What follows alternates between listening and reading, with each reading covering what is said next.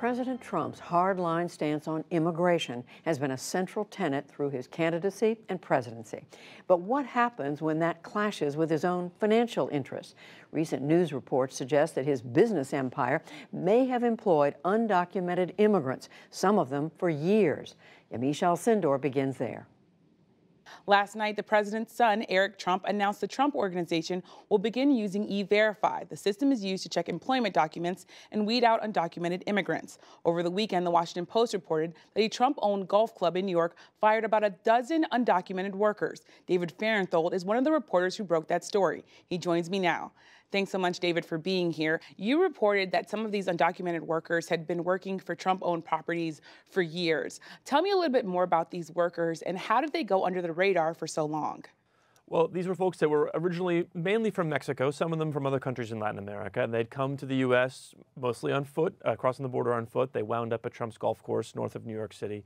Some of them had been there since the year 2000, 2001, others a little bit more recently, but all of them had been there for at least 3 years. And they were sort of the backbone of the blue-collar staff at this club. So we're not talking about the wintertime staff. The club's staff decreases from a few dozen down to only about 20 in the winter. And these folks, there were 12 of them, kept on. So that's at least half of the entire wintertime staff of the club that turned out, upon further review, to be undocumented immigrants. I want to play a video of a woman named Marguerite Cruz. She worked at the Trump Golf Club in New York for 8 years. She said she was on the housekeeping staff. Let's just show people what she was talking about. For them to tell you from one day to another, you know what? This is over and that is it. They change your life from one day to another without thinking. How can they be so cruel as to simply say that it is over after so many years of employment? She's talking about cruelty and she sounds distraught. How is she and other workers that have been laid off or fired now, how are they coping with this and what do they want to happen next? Well, they feel sort of discarded.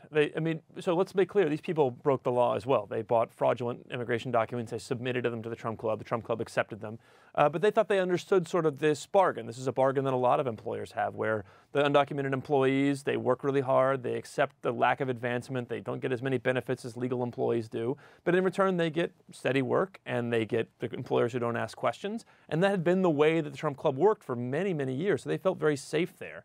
And then all of a sudden for the Trump Club to say, wait, we didn't know these people were undocumented, they felt like that was hypocrisy. So now they're hoping that by bringing more attention to themselves, by raising awareness about their case both in the media and also on Capitol Hill, where they've been this week, that they can sort of protect themselves through publicity, that maybe they won't be deported now because ICE will fear the publicity of taking them away. They're also hoping there are special categories of visas for folks who've been the victims of crimes or who are material witnesses in important investigations. They're hoping perhaps that they could be deemed to be one of those two categories by somebody as a result of coming forward, and then they might get legal status, at least for the course of an investigation. I want to take a step back. The president still owns his business, which includes 11 hotels around the world and 16 golf courses. What's your sense of how much the president and managers knew about these people's statuses, and how widespread do you think these firings have been?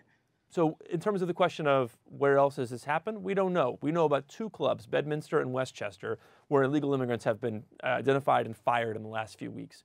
There are a number of other Trump golf clubs that share sort of similar characteristics. They were not enrolled in E-Verify. They're along the U.S. East Coast. It seems possible that there could have been undocumented immigrants at those places as well, but we haven't actually managed to document any firings of those folks so far. And one of the most striking things about the reporting that you did is that you have workers describing the president as giving them hundreds of dollars in tips, as being nice to them, and even helping them clean windows when they can't reach at times. That was in other reporting. But you also have a president who just shut down the government for 35 days because of border wall funding and border security. How do you reconcile what the president really believes about immigration? You're right about that contrast. So these folks, I mentioned earlier, there were definitely downsides to working as an illegal immigrant. They, at the Trump Club, felt like they had no chance to advance to management positions or better positions. They felt like they weren't paid as much or they didn't get as many benefits. And they said when President Trump got into the presidential race, and they saw that like any of the rest of us, that he began by calling Mexicans rapists and saying they brought crime and drugs. When they saw that, they thought, well, how could he think that? How could he think that about us? We've worked for him for so long. But they said that one interesting after effect of that was that nothing changed at their club. They were worried that, okay, now he's saying this in public as a political figure, he's going to crack down on us in the club. Things are going to change for us. And they said nothing changed. They said that people at the club considered it sort of a matter for the outside world. Inside their world, nothing changed until right now. And we only have about 30 seconds left, but I want to ask you about this change that we mentioned to E-Verify. What impact might that change to E-Verify have? And are there any consequences that you think the Trump organization might face because they employed so many undocumented immigrants? It's hard to know if they'll face legal consequences for what they've already done. The New Jersey Attorney General is apparently investigating what happened at Bedminster. It's possible something will come out of that. The decision to switch to E-Verify and apparently to go to all legal workers next year could be tremendously costly for the Trump organization. There's a reason people don't do E-Verify, which is legal workers usually cost more. And if they're going to go to E-Verify and use legal workers, new legal workers in many cases, for housekeeping, for groundskeeping, it's going to raise their labor costs tremendously at these clubs. And it's going to be interesting to see how that affects their business.